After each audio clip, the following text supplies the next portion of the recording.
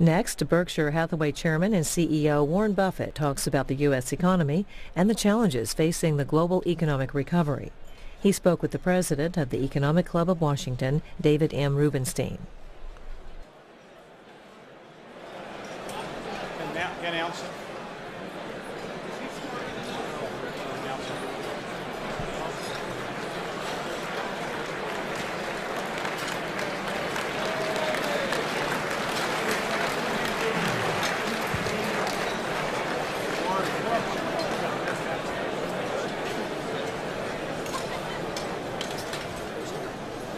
Okay. Thank you very much, Warren, for coming this evening and honoring us. And I don't think you need much of an introduction, but I just will say that I think it's fair to say that you are the most respected investor in the world, and I think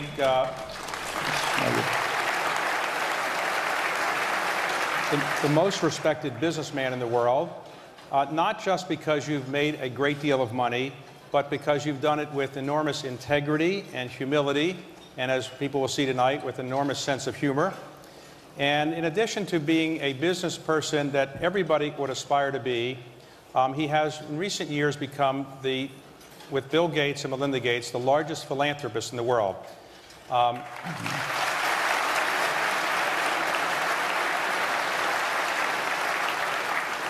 I think his net worth might be in excess, a little bit higher than mine, I'd say, about $50 billion more or less, and he's committed to give 99% of that away, and he's in the process of doing so. So thank you on behalf of the country and everybody else for doing that.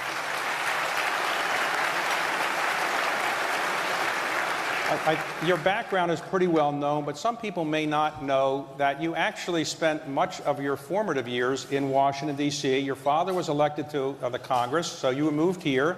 You went to Alice Deal Junior High School, got a lot of C's and D's, as I understand. And then you went to Woodrow Wilson High School, finished 16th in your class. But you were class of 17, we might add. Right. Well, you were working. You were delivering papers in the morning and delivering papers in the evening and so forth. And my question, really, to begin, is that many people who grew up in Washington love living here and they want to stay here. So they hope to aspire to be the head of a lobbying firm someday, or the head of a congressional staff or something. Do you ever have any regrets that you might have been able to make something of yourself had you stayed here? Well, I'm still young, David. I may come back. Okay. I went out to Alice Deal today. First time I'd been there in 65 years, and I met the principal. I went to Wilson also today, but at Alice Deal I tried to get my record expunged, but I had no luck. Well, you told me earlier today that you lived in Spring Valley. Yeah, I lived at 49th Street between Van Ness and Fordham Road, yeah. And so today, with a camera crew, you knocked on the door of the person who was living in your house. What did that person say? Well, we had a good time. I mean, the house seemed to have shrunk, but she was very a wonderful woman. She's lived in the house for 30-plus years, and we got along very well. And then we retraced my paper route. So when you were growing up in Washington, you were already a business person. Well, I thought so. I didn't get a lot of public recognition as such, but well, but so you were making money, and as I understand it, you filed your first tax return when you were 14 years old. Yeah, it was for the year when I was 13, and 13. I filed it when I was 14. Yeah. Okay.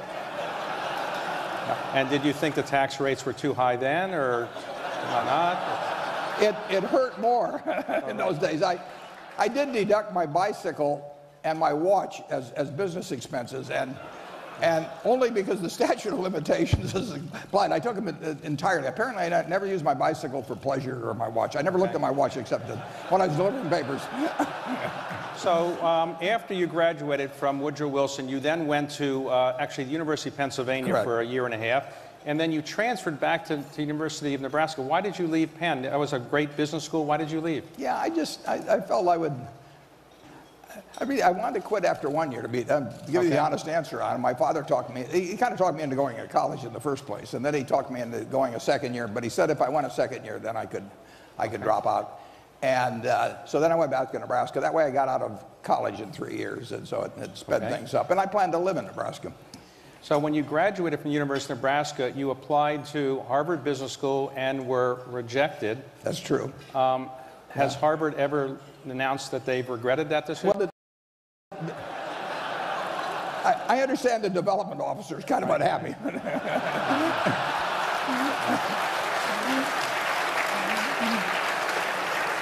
So you rejected by Harvard, you went to Columbia Business School, Columbia. and then you met the man who you really idolized, Ben Graham. And when you took his class, was he as great as you had thought he was going to be? He really was. He only taught one semester, one class. I mean, he came up from Wall Street and taught this class. That's the reason I went to Columbia. And I knew I'd already read all the books and everything. But it was inspirational just to be around him, and it made a real difference in my life. So when you graduated, you wanted to go work for him and his firm, and then he rejected you for an interesting reason. In those days, I understand that there were Jewish firms and non-Jewish firms, and his was a Jewish firm, and you weren't Jewish, so he said because you weren't Jewish, he didn't hire you. Is that right? That's true. And I was ready to convert, believe me. I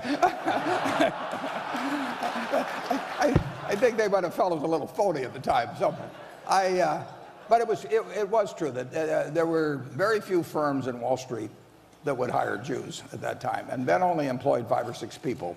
But he told me to the extent that they were able to employ 5 or 6 people, he really felt that the Jews could not get into most jobs in Wall Street, and that they were going to employ only Jews.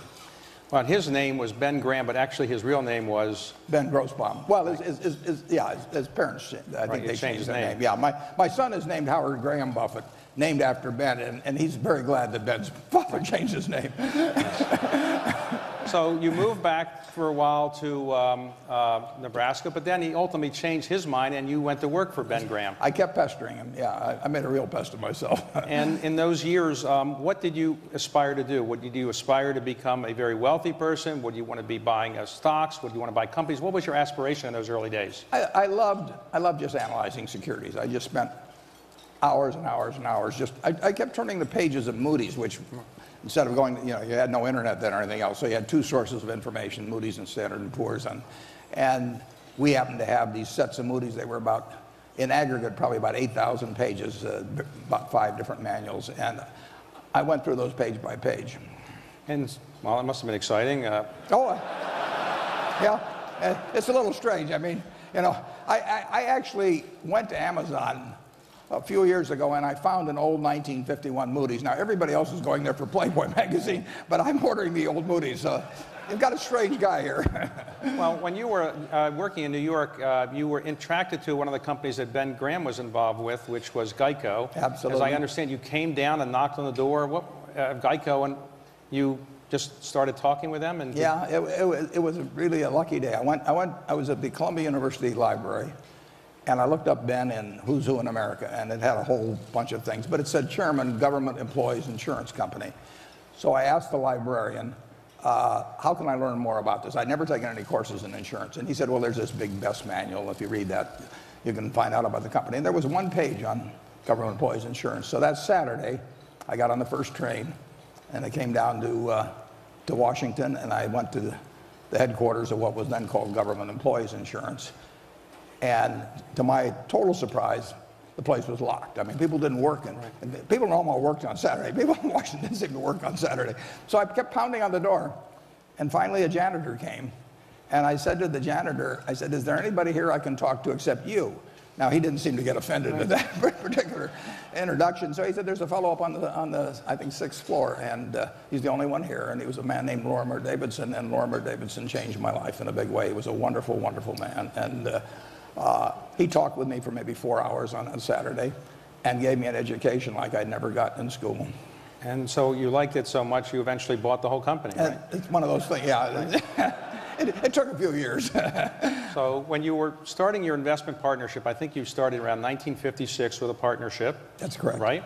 And as I understand it, if somebody had put $10,000 in 1956 and had stayed with you and kept stock that they could have gotten when you liquidated some of the partnerships, that $10,000 would be worth roughly $500 million today? That's about right. Wow. Yeah. So those people are very grateful to you who did that, right? I was grateful to them, though. I mean, they were betting on a 25-year-old, you know, who looked about 20 and acted about 12, so I, you know, and actually they were mostly relatives. I mean, it's my father-in-law and sister and her husband, my aunt. So your investment partnership started, you started buying companies and buying stocks, and one of the companies you bought was Berkshire Hathaway. And although your company is now very famous, it's named Berkshire Hathaway, that was not one of your best investments, was it? It was really dumb, yeah. I mean, it was what I call I used to call Graham's approach on buying very cheap stocks that weren't very good companies, cigar butts, because it would be like walking down the street and finding a cigar butt that there was one puff left in. And it didn't cost anything, and it was kind of disgusting, right. But it didn't cost anything. But I thought Berkshire Hathaway was that kind of a company, and it wasn't much of a puff either. Right. Well, so, you know, your company is named Berkshire Hathaway. You've sold that company many years ago. Did you ever think of changing the name? No. I don't do much of that. Okay. So when you started, originally you were buying stocks, you picked stocks, but then you started buying whole companies. Was that a different skill set? And how did you learn to buy and operate these companies? Well, when I buy 100 shares of XYZ company, I look at it as buying the whole company. And so I've always looked at buying stocks as buying businesses. So it really wasn't a different situation. Now, I couldn't resell it, and I couldn't, if I owned the stock, I couldn't change managements, which I could if I owned the whole company. But it was basically the same approach. I'm a better investor because I'm a business person, and I'm a better business person because I'm an investor. They cross over. Well, today, Berkshire Hathaway has how many different companies that are part of the Got about 75, but some of those own more companies. So you have 75 companies. You have about 270,000 employees. 270,000 employees. How do you manage all that? You have a very small office. How many people do you have in your office managing all this? Well, we're now up to 24. We're on one floor. We're never going to leave one floor. I tell them they can hire all the people they want, but we're not going to leave one floor. So if they want people sitting on their lap, go to it, you know. So do you sit in your office during the day looking at new ideas for companies? Is that how you spend your time? I like to read a lot. So I read newspapers, and I read all kinds of financial information. And basically, I'm looking for one good idea a year. And do people send you letters over the transom? Has any of those ideas ever worked? Occasionally, but not very often. But I only need one a year. Right. And we're in June, incidentally, David, if you want to help me out. Okay. I mean. All right. Okay. Well, we have a couple of companies we like to sell to you, but you don't pay high prices. But so in your office, do you have a computer in your office that you use? Not in my office, but other people in the office have them. Okay. So I know you're not a famous technology person, but do you have an iPad, or do you do internet things? Oh, I do internet things. Yeah, I love the internet. I mean, the internet, it's fascinating to me because it's probably affected my life, you know, almost as much as, say, Bill Gates did. When Bill and I appear together, sometimes we use the trick question of, aside from email, which one of us is on the computer more? And the answer is me. Because you play bridge on the computer. I play bridge on the internet. And right. every night you spend... Yeah, a couple hours a night. And after all these years of doing it, are you a champion? No, I'm not even close. I just have a good time it's the most interesting game I've found. And do people know that they're playing with you over the internet? I use the name T-Bone, and it's gotten around that I am T-Bone. Yeah, I used to put my age as 103, so when I did something dumb, people would say, for a guy 103, he's not bad. But so you met over the years Bill Gates. How did you first meet Bill?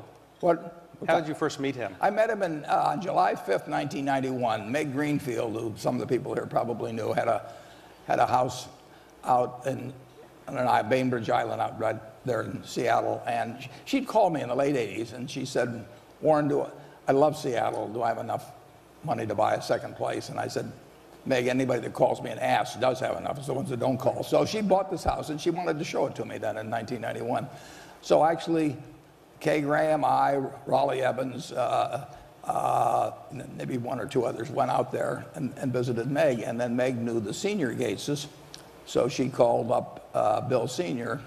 and Mary Gates and said, I've got this crew out here, and could we drop down? And Mary said, fine, and then Mary called up Bill and said, Warren Buffett's coming down, and would you like to come down? He said, hell no.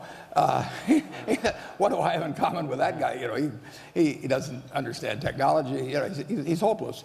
And Mary was very determined, and she said, you know, you're going to come, Bill. And so they negotiated a while, and finally they got down to where he said he'd come down for, I don't know, an hour and 27 minutes or some other thing. And he came down, and we hit it off, and we were still talking 10 hours later, and we became good friends. But he never convinced you to buy Microsoft stock or buy technology companies? He didn't try to. He tried to get me to use a computer. Did that work?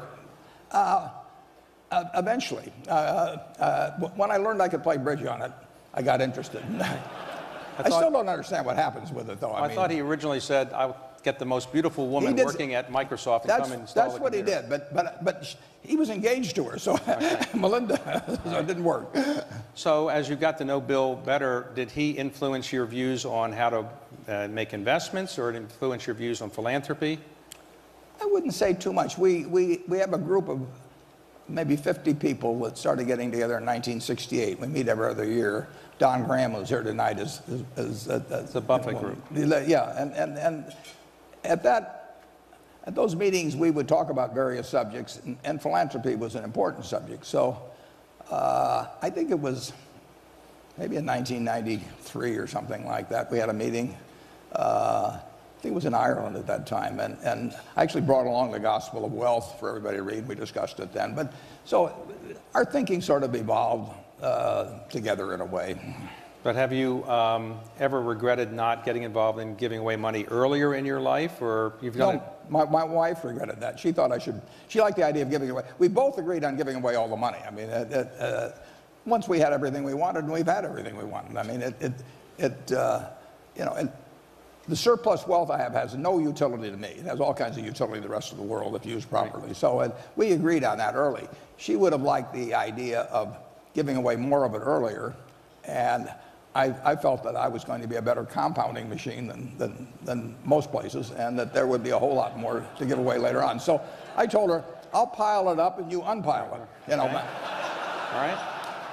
Now, your father was a very conservative Republican congressman, right, and you were probably a liberal Democrat. Is that a fair? Well, yeah, I was always very conservative back. You were conservative or when he was alive, right, and then you later moved further to the left. And it's fair to say you're a liberal Democrat now, or? Yeah, I'm not a card-carrying Democrat. I support certain Republicans, and I have, and actually this year I gave some money to a Republican congressman. And you've become famous recently in Washington for, among other things, the Buffett rule, which says that people's, I guess, tax rates should be at least as high as their secretaries. Yeah, in terms of the aggregate of payroll and income taxes. I couldn't get a disease named after me, so I had to settle for a tax. I mean. And have any of your friends suggested that you compensate your secretary in capital gains kind of things so she could pay a lower rate? She's been suggesting that lately, yeah, right. Yeah, she's always on the phone with some tax advisor now. Now, the interesting thing is people have speculated about how much money she made, but the tax rate actually above $106,000 for most people goes down if you take the aggregate of payroll and income taxes, because the payroll tax is the most regressive of all and quits at that point. And so actually between, say, 106 and 200, in most cases, the rate would go down. Well, your financial acumen is pretty well known. So we now have in our country $15.5 trillion of debt in our federal government, and $1 trillion a year or so adding up. What would you do if you were able to wave a wand and try to fix our debt problem or deficit problem? Well, I think I would do what everybody in this room could do. I mean, if you ask everybody here how much the federal government should be raising annually or in aggregate over the next 10 years, the answers would come in somewhere between 18.5% and 19.5%, which is close to what's been the situation since World War II. If you ask them how much the government should be spending, they'd probably come in at 21%. Someone would come in at 20.5 or 21.5. And incidentally, you can have a 2 percentage point deficit relative to GDP, and the debt to GDP will not grow. I mean, in fact, it probably will shrink just a touch. So you can have a couple percent deficits on average. And I would take the plan that 90% of the people here would come up with to get to that 19% of revenue or to get to 21%. It can be Simpson Bowles, it can be a bunch of different things. And no one's going to agree 100% on every point. But I think we do agree on the fact that we probably should be raising 18.5 to 19%, and we should be spending 21 or thereabouts. And that means getting more from taxes, and it means cutting expenditures. And the problem is that the Democrats don't want to talk about what expenditures they would cut, and the Republicans don't want to talk about increasing revenues. So would you be in favor of increasing the capital gains tax, or no? Yeah, I would be in favor of that. But we can come to, we're raising, we'll say, 2.4, 2.5 trillion now. We have to raise, probably 300 or 400 billion more than that. And that can be done. I mean, we've done it straight through. I mean, I've operated under all kinds of tax rates, including 39.6% on capital gains. And the country has grown under all these circumstances. Our country works. But somebody has to step up and say where it comes from. It won't come from, just talking about reform doesn't solve anything on either the expenditure side or the revenue side. I mean, you've got to get specific about it. And like I said, I'll bet if everybody in this room designed a plan, I could sign on to 90% of them. And today, the economy in the United States is thought to be growing about 2.5% a year. Do you agree with that? Do you think there's any chance of a recession in the near term? I think it's very low unless events in Europe develop in some way that spill over here big time. But incidentally, if the economy grows 2% a year and population grows 1% a year, that means each generation is living 20% better than the generation before, and it means in a century, people are living 3 times as well as they lived at the start of the century. So, I mean, our rates of gain in the way people live have been dramatic. In my lifetime, I was born in 1930, there's 6 times the real GDP per capita as when I was born. 6 times in one person's lifetime. We have a system that works. I mean, and it'll keep working. It may not work at 6 times for the next 80 years, but it'll work. It'll be 2.5 times or 3 times. Now, are you worried about the euro going away? Do you think Europe would allow the euro to go away, or? That's the big question. I mean, Lincoln said that a house divided cannot stand, and half slave, half free wouldn't work. And we've got a system where they're half in and half out. I mean, they're in on a common currency, and they're not in on common fiscal policy or common culture or common labor practices. And that house will fall, but that doesn't mean it has to, and it means that they have to reconcile some of these things. It can't be half slave, half free. Now, you invest most of your money, I guess, in the United States. Yeah. Have you increasingly been investing outside, particularly in the emerging markets, or you're not as comfortable investing in the emerging markets? I'm comfortable in any place I understand the business well, and to some extent the rules that they operate in, and where I've got the right management. And so we will buy a business, in any one of 40 countries tomorrow if it's the right kind of business. But most businesses I hear about are in the United States. They think of Berkshire here. We're on the radar screen here to a greater extent than around the world. So I understand that somebody from Israel sent you a letter over the transom, a 1.5-page letter, and you ultimately bought that company that person was talking about for $4+ billion? We bought 80% of it for $4 billion, and he wanted me to go see it. He told me what a wonderful plant he had and everything, and I said, I'm not going to go see. I don't go to Iowa, as far as that's concerned. and he said, no. He said, you've never seen a plant like this. And I said, Eitan, I said, I love your business. I love you.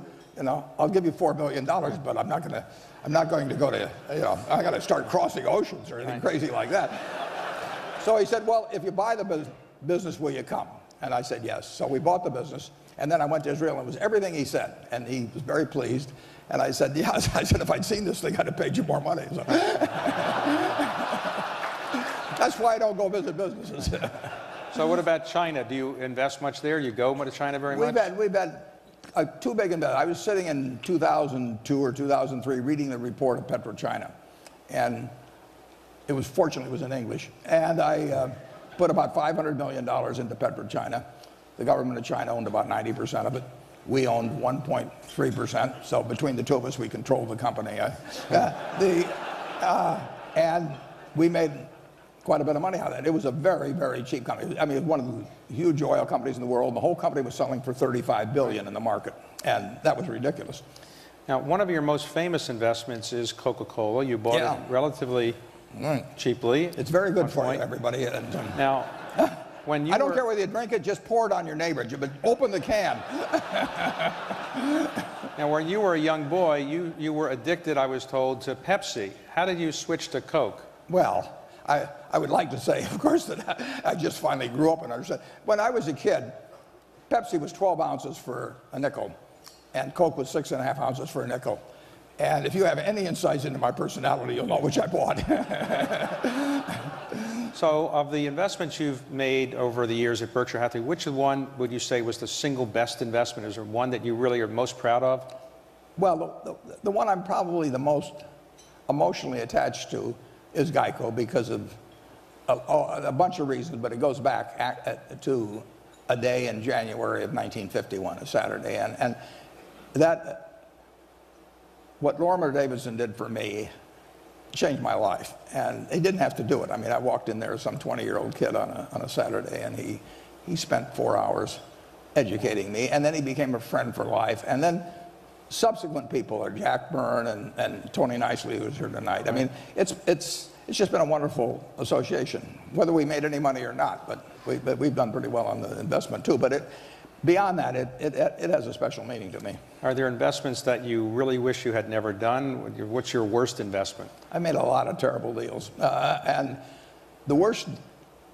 It's hard to. Probably the worst deal will be one I make in the future. But the current title, I bought a company, and incidentally, I did it. I mean, we do not have PowerPoints around or people explaining this stuff to me. I just go out and do them. And we bought a company called Dexter Shoe. George Mitchell's here tonight. He knows the company. And we paid $400 million for it, which went to zero. But we paid $400 million in stock. And the stock we gave up is probably worth maybe $3 or $4 billion today. So whenever Berkshire goes down, I feel better about that deal. I mean, What about the deals you passed on? You famously passed on Intel when it was getting started, I thought, and other. Yeah, I knew Bob Noyce pretty well, and we bought it. We bought the converts when they were private, or just because of Bob. We bought them at Grinnell College, and the endowment of Grinnell College went from $8 million to $1 billion in about 12 or 14 years. So, and Intel was a help on that. But in the end, I don't worry about things I don't understand. I mean, I think it was Tom Watson Sr. said, "I'm no genius, but I'm smart in spots, and I stay around those spots." Right. And there's a lot to that. And knowing your circle of competence is where that perimeter is, right, is enormously important. And the fact that there's all kinds of things I can't do, and there's plenty of companies I can't analyze, but I don't have to worry about that. Of all the companies you bought, maybe the one that brought you the most trouble was Salomon. When you bought it, at one point it was almost, in effect, put into bankruptcy, and you had to go and run the company. Was that the most difficult experience you had at Berkshire Hathaway? I would say that probably was, yeah. I was there as CEO for 9 months and 4 days, and it was 20 years ago, and I think I remember every day of it. So today, when you have all these managers running your 75 different companies, do they call you every day and say, "I got this problem or that problem," or how often do you talk to them? No, if they need to call me, they're in trouble. We buy businesses where the managers come with them, and there are some managers that I don't talk to once a year, and there's one I talk to almost every day. After the one that I talk to almost every day, I would say the highest frequency would be maybe once a week. But they always call me. I don't call them. Now, when you want to make an investment, you have a board of directors. Do you ever ask them? I've heard that you will buy a railroad for 20-some billion and not tell your board of directors. I told a few of them. Okay. That was an exception. That I told them, not that part of why we're able to make deals is because we can act fast. They know we have the money. They know we'll do the deal. We closed on October 6th, 2008, on a $6.5 billion investment in Wrigley in conjunction with Mars. And they knew we would have the $6.5 billion and that we would close on that date. People weren't closing on anything. And so it's a real advantage to be able to pull the trigger. And if we have to go through lots of presentations and everything, I mean, I've been on 19 corporate boards, and every deal works on the PowerPoint, so it's a show and tell type thing, and I don't really participate in it. So recently came out in court discussion that in the insider trading thing that's going on relating to an investment you had made in Goldman. Right. It came out that you had set the deal and you told the investment banker this is the deal, and they had to get back to you, but you said don't call for a few hours because you're going to Dairy Queen with your grandchildren. Is that right? That's true. You didn't want to be disturbed on a deal? Well, I knew what I would do, and I told them what I would do. And if they wanted to do it, fine. If they didn't want to do it, fine. I mean, we don't really negotiate at Berkshire. It's just I don't have enough time, to spend the rest of my life, negotiating with people. So I tell them what I'll do, and if it works, fine. If it doesn't work, fine. Then. Now, famously, people wonder who will be your successor, and I wonder if tonight you wanted to give us any insights into that. Well, I have left the directors a Ouija board, and I plan to keep in contact with them. Right. I don't want to disappoint you, but you're not on the short list, David.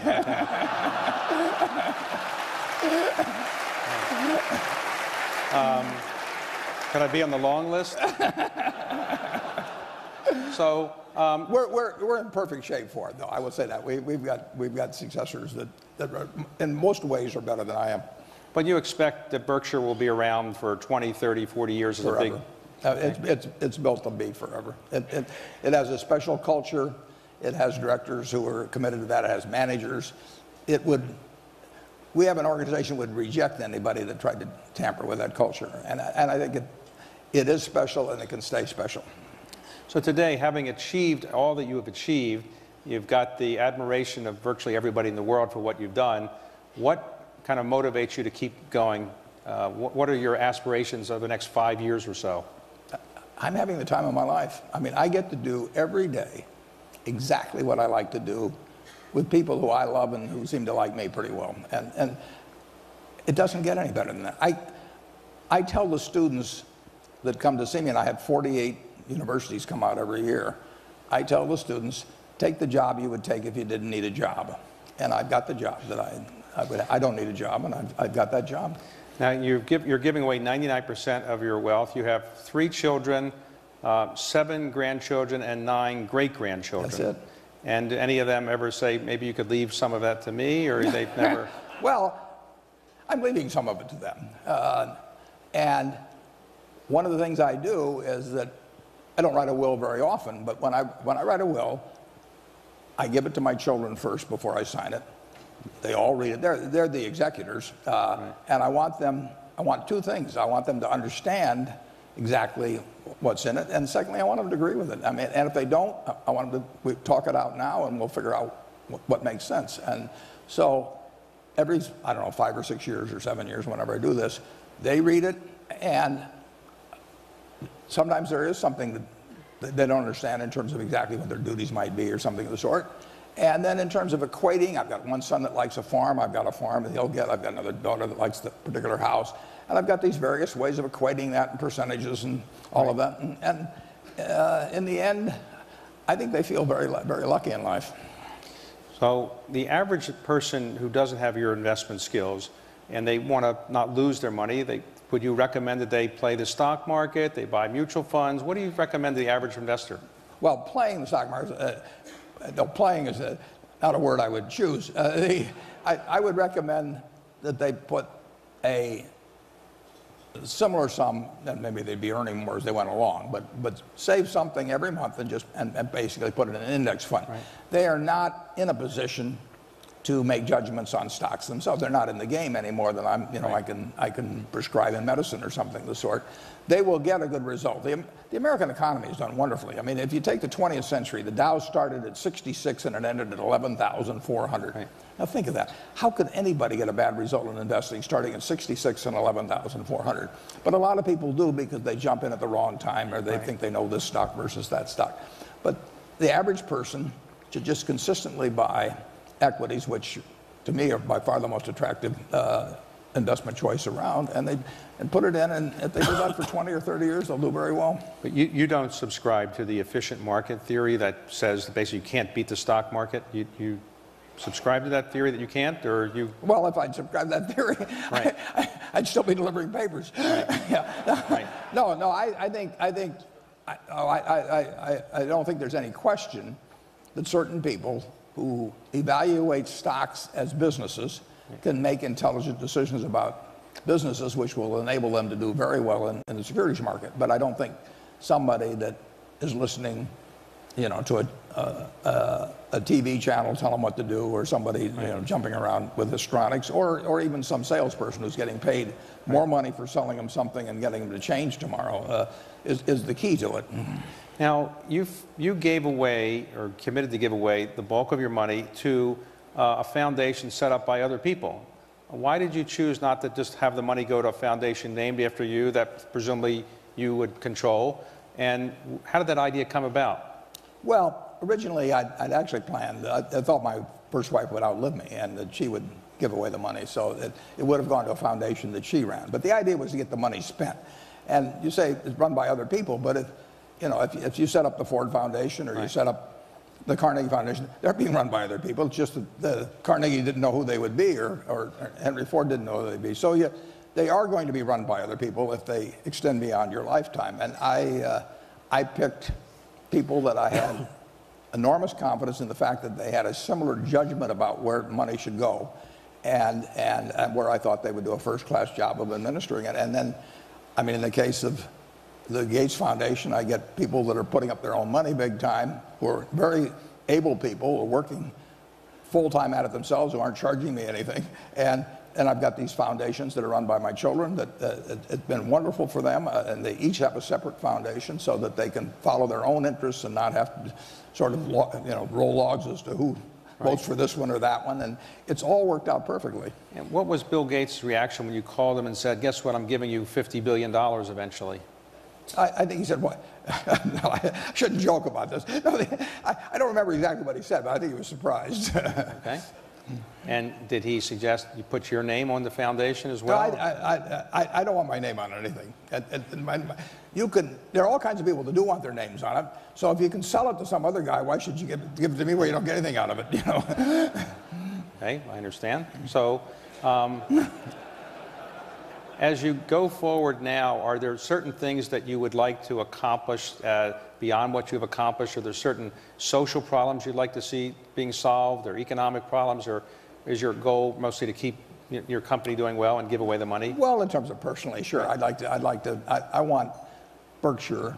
That is my painting in life. I've been painting it all my life virtually, and I want to keep painting it and have it become even more of what it already is. And so that's what I love. Anything that works positively for Berkshire in terms of adding better businesses, having wonderful managers around, anything makes them be in a position to get their full potential from their companies, I love. And I'll do that as long as I can. I like the idea that basically the fruits of that, will be used by some very intelligent people to improve the lot of a whole bunch of people who didn't get the lucky straw in life like I got. And how old were you when you realized you were much better than other people in picking stocks and making these kind of investments? Did you realize that as a young person, or did it take much longer before you realized you were much better than everybody else? It sounds obnoxious, but I thought I was going to be pretty good early on. I went through this period at Woodrow Wilson, where I was really bad at Alice Deal, but I was kind of working out of it at Woodrow Wilson. And I had these teachers that I caused some trouble to, but they did think I knew a lot about stocks. And of course, in those days, teachers put all their money in AT&T. That was the ultimate safe investment. So when I was feeling particularly obnoxious, I shorted a little AT&T and brought the confirmation, showed them to the teachers, made them worry a little. But you couldn't love anything as much as I loved investments and not get fairly good at it. I read every book in the Omaha Public Library on investments by the time I was 11, and we moved back here. And as soon as I got back here and my dad was in Congress, I said, get everything in the Library of Congress, I want to read it. Well, there's one company in Washington we didn't mention. You obviously bought Geico, and that's one of your most famous investments, but you made a very famous investment in the Washington Post many years ago. What attracted you to the Washington Post, and how long have you held that investment? Well, I love the business as such, but when I bought the Washington Post company, this is pre-split, they had about 4.8 million shares outstanding, and the stock got down to 16, but thanks to the Nixon challenge to their TV stations and a few things, and Bibi Rebozo and the rest, the stock cascaded down from 37. So when we bought it, the whole valuation of the Washington Post company was about $100 million. Now, if you'd asked any reporter at the Washington Post to go out and do a story on what the Washington Post company's constituent businesses were worth, they would have come back and said 400 or 500 million. So you were really buying a wonderful business run by wonderful people at 20 cents or thereabouts on the dollar. And you know, it's almost a classic investment. If you'd asked any of the people who were selling their stock to us, what's the Washington Post company worth, they would have said 3 or 4 times what it's selling for. But they sold it because they thought it was going to go down the next day. And they were right for a while. But you've owned that now for 30... It's been 29 years. Or, I mean, 39 years. So you are an optimist about the future of our country? It's a cinch. Yeah, we haven't lost the secret sauce. I mean, yeah, go back to that. When I was born in 1930, the Dow was 252 on the day before. I was born on a Saturday. Friday was 252. That was the high for the year. It was going to go down to 42. There's no connection in this, folks. But you know, if I'd seen that, my dad was going to lose his job, and he worked in a bank, and he had all his money in that bank, and it closed, and he had no money to pay his mortgage or anything. That was going to happen within a year. If you'd seen that, you said, this, you know, go back. It'd be like the old Woody Allen movie, you know, just don't even come out. And look at what has happened since that time. I mean, you know, we went through a terrible war, we went through a terrible depression, we went through 25% unemployment, we went through thousands of banks closing, 6 for 1, you know. We're not smarter than the people in 1930. We don't work harder than the people in 1930. We've just got a system that works. It's been working, you know, since 1776, and it'll keep working. Oh, any regrets in life? Not really, no. And today you are somebody who's very close to the President of the United States. If he asked you to come in and serve as an advisor, would you do that? Or? Well, it won't happen. If he wants to ask me anything, I'll certainly be, I'd always be glad to help, but that would be true of any president under any circumstances. And today, Berkshire Hathaway, is that a buy at this price? Well, the businesses it owns are worth more than the market price, but that's true of other businesses too. Well, what I'd like to do is, on behalf of everybody here, thank you for an extraordinary tour de force of your explanations of things, and thank you very much for coming this evening. And I think everybody's had an enjoyable evening. I know I certainly did. And I want to thank you on behalf of everybody here and all America for what you've done, and for your philanthropy, and for your confidence in America. And on behalf of the Washington Economic Club and everybody here, I'd like to give you a few gifts if I could. You may get on that short list eventually this way. Okay.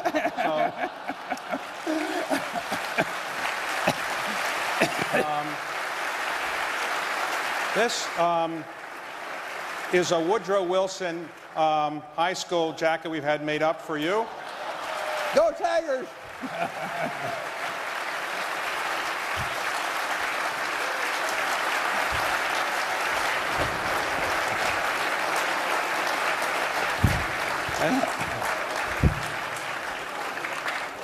And we have here a copy of the original map of the District of Columbia we'd like to give to you as a gift from the club.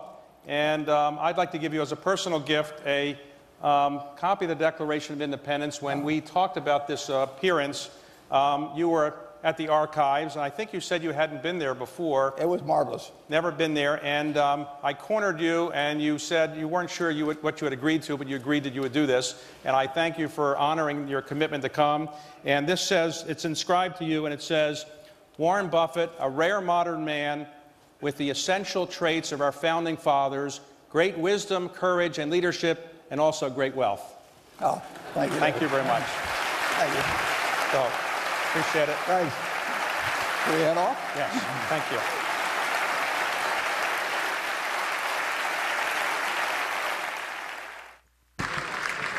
you. Ladies and gentlemen, please join the after-dinner reception with cordials and sweets in the Maryland Room. And don't forget to take your complimentary champagne glass with you and pick up your gift tote bag as you depart. Have a safe evening, and thanks for coming.